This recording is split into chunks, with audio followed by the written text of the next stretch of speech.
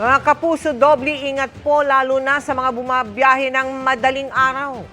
Imbis kasi na ihatid sa kanilang bahay, diniretso ng isang tricycle driver ang kanyang dalagitang pasahero sa isang hotel sa Antipolo, Rizal. Nahuli kami yan sa pagtutok ni Bea Pinlac.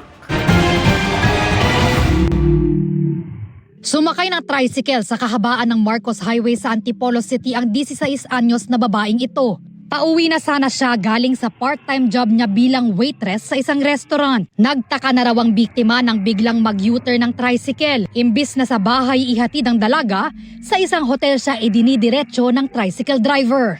Sabi ko po sa kanya, kuya ibaba mo na lang po ako dito kasi hindi naman po ako dito nagpapadala eh.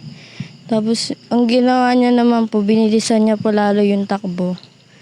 Yung takbo ng tricycle niya. Tapos natatakot na po ako nun. Kasi po, hindi ko na po alam gagawin ko. Nahinto sila doon sa isang hotel na ipapasok sana siya doon para mag-check-in siguro.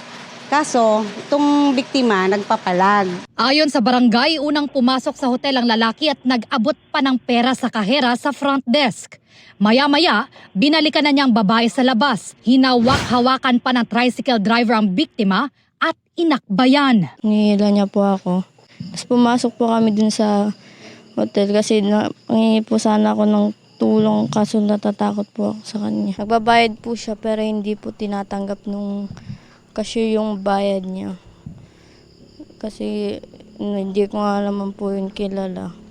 Ayon sa barangay, kasintahan ng menor de edad ang pakilala ng tricycle driver sa kahera na itinanggi ng biktima. Nung hindi tinanggap ang bayad, sabi ng cashier, kapag magpipilit ka sir, tatawag ako ng barangay. Ngayon, nung sinabing tatawag ng barangay, kinuha niya yung pera, sabay alis, sumakay ng tricycle, iniwan yung biktima doon. Nakahingi pa raw ng tulong ang biktima sa group chat nilang magkakamag-anak. Hindi ko po alam kung buhay pa ba siya or ano po. Yung po agad ang pumasok sa isip ko po eh. Kaya nagmadali po talaga kami na puntahan kung saan po siya. Paano na lang kung may nangyari talaga sa kanya na hindi maganda. Nakipag-usap na raw sila sa pamunuan ng TODA para matukoy ang lalaki sa tulong ng body number ng tricycle. Patuloy rin ang pakikipag-ugnayan ng kaanak ng biktima sa mga otoridad para mahuli ang tricycle driver. Para sa GMA Integrated News, Bea Pinlac, nakatutok 24 oras.